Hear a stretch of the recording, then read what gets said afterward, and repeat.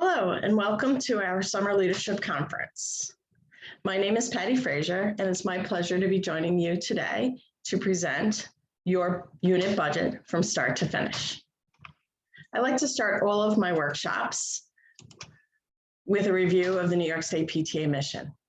PTA is a powerful voice for all children, a relevant resource for families and communities, and a strong advocate for the education and well-being of every child. You may be wondering what this has to do with forming a budget. A well thought out budget that supports the activities of the PTA will certainly help to bring us closer to our mission. Throughout this presentation today, I'll be joining you in the chat. So please feel free to put your questions there, and then there will be some time at the end of the presentation for questions and answers. So let's get started. Every unit will have a PTA budget. To start, form a committee of about 3 to 5 members. The committee should be chaired by the treasurer. There's no restrictions on who can serve on your committee. It can be general members, executive board members, or executive committee members. Start by reviewing what happened last year, what you actually plan to do, and what you budgeted. How did those plans work out? Did you have enough revenue, and were your expenses in line with what you planned? Certainly consult with your executive board on what their plans are in place for the upcoming year and what their budget needs might be that are different from previous years. So to start the budget planning process, it is important to use our PTA method of budgeting. First, you determine how much money your unit will need to cover your anticipated expenses for the year. All of your expenses should be taken into consideration. The cost for your programs, supplies, your presentations, your meeting refreshments, if you choose to do those, and your set expenses like your New York State PTA insurance. Once you have all of your expenses determined, the next step is to determine how you're going to pay for them. And that's where your fundraisers would come into consideration. Some units do receive some revenue from their membership dues, and that is certainly a legitimate way to cover your expenses. And then you would fill those in with any fundraisers or grant opportunities that you might have. Draft a preliminary budget worksheet based on the budget committee's projections for income and expenses. Some things to consider when you're drafting your budget. You may be familiar with the 3-to-1 rule that we use here in New York State PTA. And the 3-to-1 rule is 3 programs for every 1 fundraiser. And that's just a general guideline that we'd like to offer our units for planning purposes. We are an advocacy-based organization rather than a fundraising one. So we really want to minimize our fundraising and really focus on our advocacy for the benefit of our families and children. So we have a great chapter in our resource guide, and I hope you access that for information more about the 3-to-1 rule under the programs section. But I do want to just clarify, when we say fundraiser, we really mean an actual activity that you are promoting as a fundraiser. This could be a catalog sale, a fun run, or any other type of activity like that. We are not talking about an activity that is a fun event that you're offering for your parents, perhaps a movie night that generates some extra income over the expenses. Unless you advertise that as a fundraiser for your PTA, it really doesn't fit into the fundraiser category. Another item that I wanted to touch on briefly, because we have had quite a few questions about this over the past year, is if you are considering using any type of raffle or game of chance as your income, a source of income for your PTA, we strongly recommend that you review the guidance on charitable gaming that we have recently produced. This is a live link here on the screen, but it will give you further information about what rules and restrictions there are for PTA. In general, games of chance, which are also considered gambling are not things that we really want our PTAs to consider for a source of income. Obviously, we are, again, a family-based association, and gambling is not something that we want to include in our program. That being said, basket raffles and bingo games and that type of activities can be a great resource for our PTAs. And with basket raffles, especially parents and families can contribute to the raffle to support your PTA. So we really encourage all of you to check out that guidance on charitable gaming. Once you have your draft of your PTA budget, you should present that to the PTA Executive Board for them to review. They can consider all of what you are putting forth as a committee and then come back with any recommended changes. Any other additional information that is new programs that you hadn't been aware of when you crafted the budget, or some concerns that they might have about the balance of where the expenses are going. Once the recommended changes are considered and reviewed by the Budget and Finance Committee for resolution, you will have your final budget in place. You present the final budget at a general PTA meeting, typically at the first PTA meeting of the upcoming year. It is appropriate for you to review the budget with your members on a line-by-line basis so everyone is aware of where the money is coming in and where it is going. Transparency in a PTA budget and PTA financing is very important. Some units do approve their budget at the end of the previous year, and that is totally acceptable. That allows you to have a spending plan in place starting July 1st. Even though you have already approved the budget, it would still be prudent at your first meeting of the year to review the budget with your membership. You're going to, at your first meeting, going to have a lot of new families coming into the building, and it would be a great idea to review the budget with them. If changes are suggested at that meeting, those would be considered amendments. But again, transparency is everything. So the more you can review the budget with your members so everyone is clear where the money is, the stronger your PTA will be. So whether you present your budget for approval at the end of the previous year or at the start of the new school year at your first meeting, a majority vote of the members present is required for adoption. The first step in voting at a PTA meeting, of course, is to establish a quorum. Your quorum is detailed in your bylaws, and that should be established by your secretary using whatever sign-in method that you use for people attending the meeting. Once the budget is adopted, that authorizes the PTA to spend unit funds for expenses that are listed in the budget.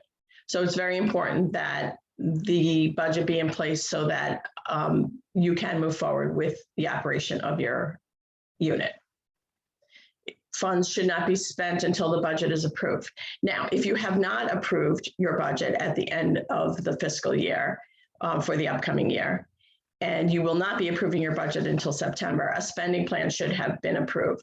So what a spending plan is, just an estimate of the amount of expenses that would take place July, August, until your budget is approved in September. So if that hasn't been done, the executive board or executive committee can take the action on that and have a spending plan approved. So if expenses need to be taken care of over the summer, that can be done.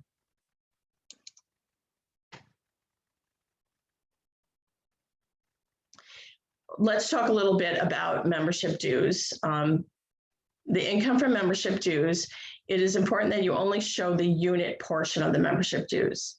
All of our dues have two components, the state and local, or the state and national portion of the dues and our local portion. The state and national portion of the dues is $4 and that will be the same for the upcoming year. And that is the money that is remitted to New York State PTA on behalf of your unit. From New York State, we will keep our portion and then we will pass on the national dues portion on your behalf. It is important that that $4 that is the national and state portion of the dues not appear as part of your actual unit budget. It is considered below the line accounting, and we will show you an example of that on the next slides. So again, if your dues are $10 and you have $10, 10 members join, that would be $100. Of that, $60 is your local portion, and that is the part that would go and show as income on your unit budget. And then below the line, we will show the accounting for the 10 members times $4 for the national and state portion. Amendments can be made at any time to your budget, but they must be voted on by your general membership. Amendments require a 2/3 vote of the members present at that general meeting, unless you're able to give prior notice, or you call a special meeting for the purpose of amending the budget. At that point, only a majority vote is needed. So again, if you have the need for an amendment to your budget and you are aware of it prior to your meeting, you can certainly ask the person who is sending out the meeting notice, date, time, place, to also include the information that a budget amendment will be considered. So that will give your prior notice, and then you'll be able to simply have a majority to approve the amendment if it is agreeable to the membership. Budget reports should be presented with updates at every meeting, whether it's an executive committee, an executive board, or a general membership meeting. If you, as treasurer, are not able to attend a meeting, you should submit those to the president, who can present them or ask someone to present them on your behalf.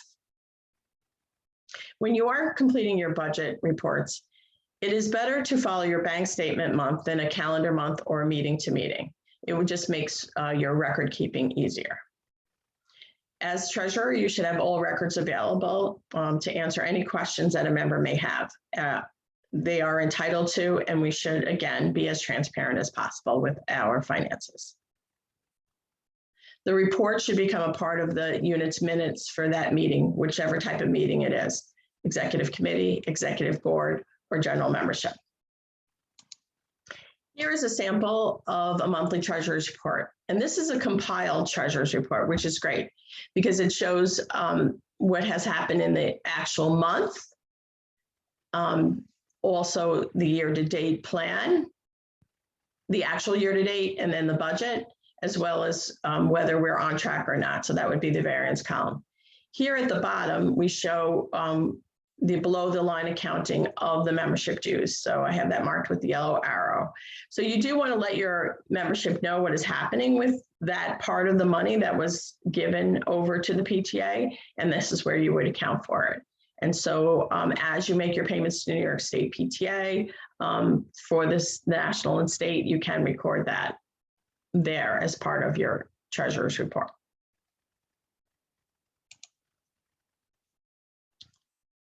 It is important that we have a monthly reconciliation. This is a review of the past statement month's receipts, cash on hand, and disbursements, also known as the ledger. Some people call it their check register. So what we're doing here is we are identifying a month's worth of transactions in the same month that is represented by your bank statement, and then it is a comparison of the two.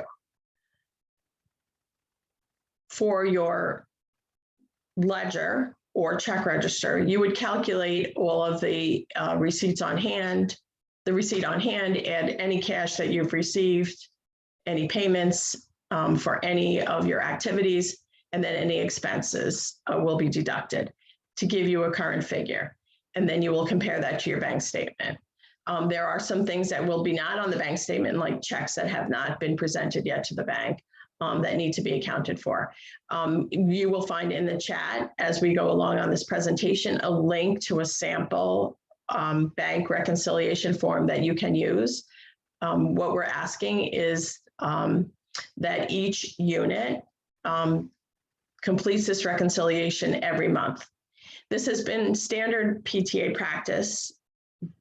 But in addition, since we have contracted with the AIM insurance company to offer us our PTA insurance, part of their package includes our fidelity bond. And for that, in order to maintain that coverage against loss of funds through theft, fraud, or embezzlement, they have asked us to complete these monthly reconciliations. So it's important that we are doing these. If you do find that you have a loss of funds, the insurance company will be asking you for proof of reconciliation. So it is important that we do that. Any issues should be noted if in the reconciliation when it's being completed, if there's any discrepancies or issues with the bookkeeping, those should be noted and reported to the membership and corrected as soon as possible. The persons that complete the reconciliation should not be signers on the account and should be familiar with PTA, your unit PTA's activities and events. If possible, you should have 2 people completing the reconciliation together. Each month it can be the same 2 people or it can be different people. It should match, again, the statement month just to keep it on track. And by doing this monthly reconciliation, using your statement month when it comes time to do your audit at the end of the year, it will make the auditing process go smoothly. It should be noted in the meeting minutes when the treasurer makes their report who completed the reconciliation. The bank statement should also bear the signatures of the people that completed the reconciliation. And if you do choose to use a form for the reconciliation, that should be attached as well. That should be submitted to the secretary, the form for the permanent records. And also if you can make a second copy in the treasurer's records as well.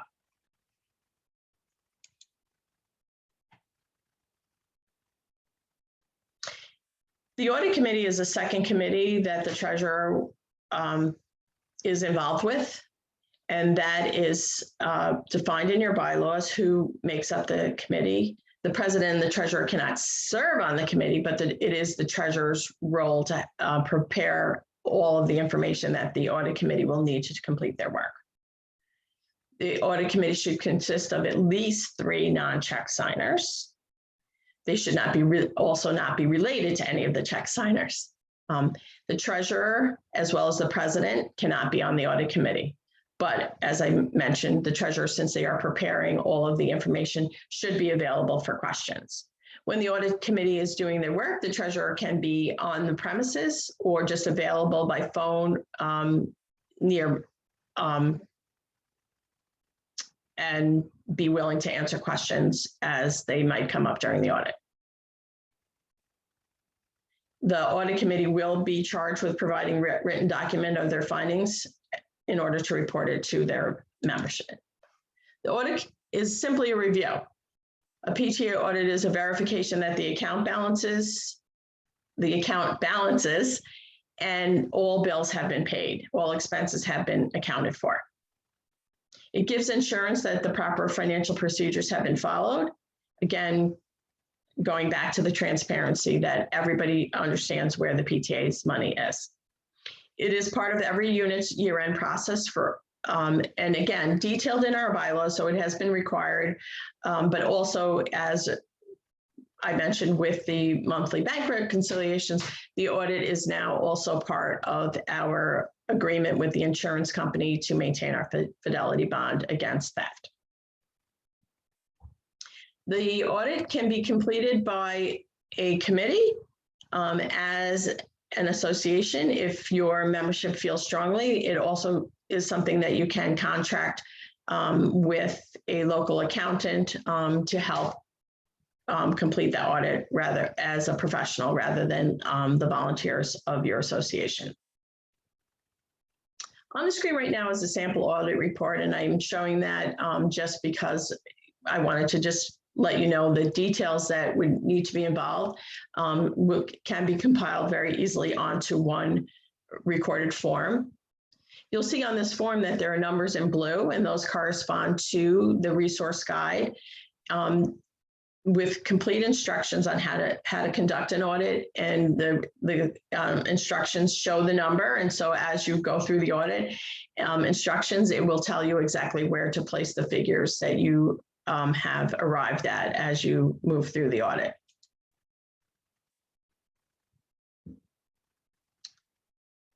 Some tools and templates to help you do the work of maintaining your budget.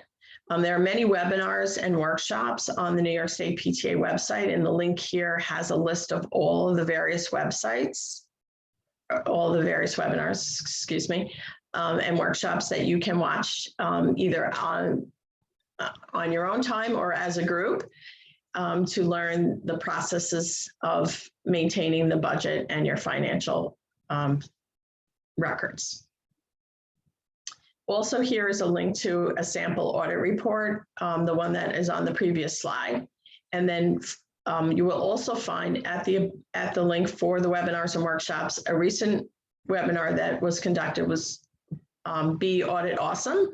And as part of that link to that webinar, there are also links to a fillable audit report worksheet that your committee can use as they do the audit, and then also a final fillable audit report. So once you have all of your results and you're happy with them and you want to fill them into a final clean report, we have a fillable one there that you can download and use as needed.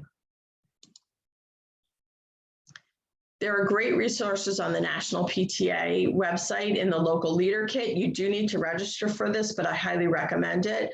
The finance section has additional e-learning courses that you can take, as well as some templates that you can adapt for use in your accounting of your PTA budget. Now I just want to spend a few moments talking about some things that are common questions that come up related to the budget. Often a PTA will be approached to support or help a student or family that has had difficult circumstances. As a 501c3, we have to follow IRS regulations. So I just want to, clarify that too, that as an IRS 501c3 organization, a lot of our guidelines that we have are not necessarily PTA guidelines, but they are just designated by the IRS as regulations that we need to follow to maintain our status as a 501c3. So number one in that is our funds really need to be used to further the mission and purposes of the PTA. So we want, and that's why, again, I start out our workshop talking about our mission, because that is the focus of how we maintain our 501c3 status. We agreed with the IRS that that's what we would do, and we really need to make sure that all of the work that we do goes through the filter of, is this meeting our mission? Is this helping with the purposes of PTA? So as a clarification of that, we are not a general welfare or a disaster relief organization or association. So again, when we are faced with a situation where we have a family or a student in our community that is facing difficult circumstances, and we are often asked to help, unfortunately, we can't give direct assistance for that family or student. Individual beneficiaries of the funds of PTA must be eligible members of what we consider a charitable class. And so for us, as you know, in PTA, sometimes we will support one grade level or one particular class that is doing a special project that's been approved by members. What gives us the opportunity to do that is that group is large enough that we can't identify the individual beneficiaries. So again, if we say we're going to help with a field trip for grade 4, we are not able to, as an association, say that student A or student B is going to be the exact beneficiary. It is a benefit that's going to go across the whole class. And furthermore, it's indefinite to the community as a whole, so that nobody can, again, identify one single person from the group that is, or the class that's benefiting. So what can we do when these situations arise? We certainly can help in other ways outside of PTA. If we as PTA become aware of somebody that is facing difficult situations, we can certainly talk among ourselves as a PTA and spread the word and again, encourage all of us to volunteer, as we do so generously give of our time for PTA, to try to find some way to generously support outside of PTA this family, either with some time or some sort of donation. We can certainly spread the word through PTA. We can use our PTA channels, our social media, our newsletters, our meeting time to bring forth the situation and to encourage people to support or find a way to help outside of PTA. This is also the same guidance that we would give for a Sunshine Fund. That years ago was something that most PTAs had on their budget, but the IRS regulations have changed and no longer allow us, again, to use a Sunshine Fund. Sometimes it's a Sunshine Fund / rainy day fund. So again, this would be funds that are used to, again, support one person, a gift to a member who is ill, or celebrating the birth of a child for a member or staff members in the building. Unfortunately, those funds cannot be part of PTA, and funds from PTA should not be used for these particular instances. What you can do is at a meeting, announce that you are collecting outside of the meeting. So after the meeting is over, if anybody wanted to contribute to a fund to use for a specific purpose as a gift, or to send something to a family that is either experiencing an illness or a loss, then that would be outside of PTA. And again, I encourage you to not even include that in your procedures or any of your reports related to PTA. Those should all be kept separate. Well, most of our schools have the opportunity to support, or most of our PTA units have the opportunity to support our schools in some way, shape, or form. They're often asked for that support from the building, or have recognized a need that they feel that we can contribute and help fill.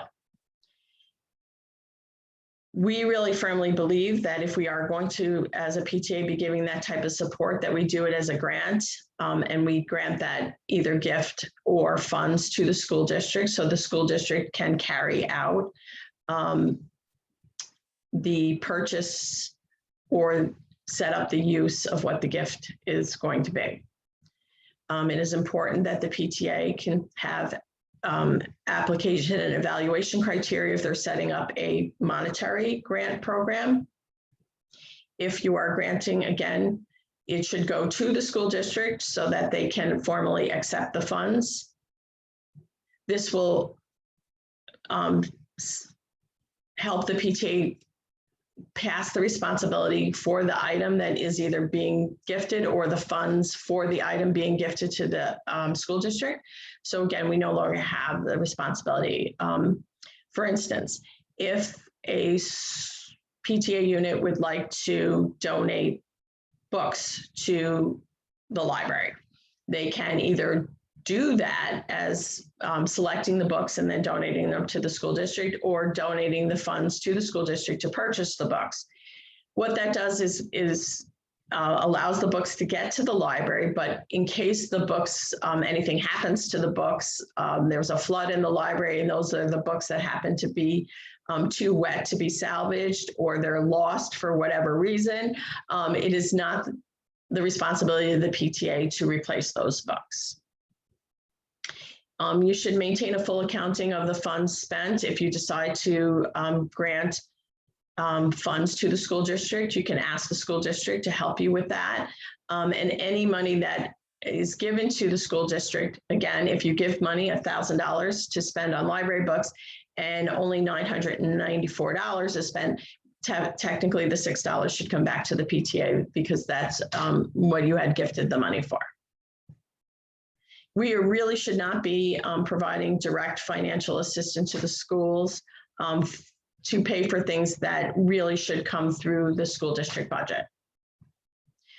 Even though we give our funds or the actual item to the school district, we want to be clear that does not absolve us of any liability that could happen, but it will lessen our exposure. Often we're asked to work with other groups on a project that will benefit children and families. Sometimes that's through the school district or an outside organization like the American Cancer Society or another local youth group. It is acceptable for us to work with other groups, but what's very important is we have meetings ahead of time to determine who is going to do what work, who's going to cover what expenses, and where the proceeds will go. And it's very important that that all be detailed in writing prior to any activity taking place. Following the activity, there should be an accounting for all funds that is agreed and signed off on from both groups. Just a quick note that it's time to file your 990. You will be receiving as a unit a reminder, an easy link from file990.org. That is a company that we contract with on behalf of our units with through New York State PTA. So that we recommend that you, your units look for that, you as a unit look for that and use the links to do your filing. If your gross receipts are normally less than $50,000, you can easily file the 990 postcard, which is about a 10-minute process to answer questions. If your gross receipts are over $50,000, you will have to file the 990 easy form. Again, the file 990 will help you with both of those. The deadline for filing is November 15th, but the window is open now to start filing. So we encourage everybody to take a look at that and get that done as soon as possible. Here are some resources that I think will be helpful to your work that you're doing, not only for your budget, but as treasurer. We have our New York State Resource Guide and website. We talked already about the e-learning and the back to school kit. Certainly your region treasurer and region director should be your immediate points of contact for any assistance.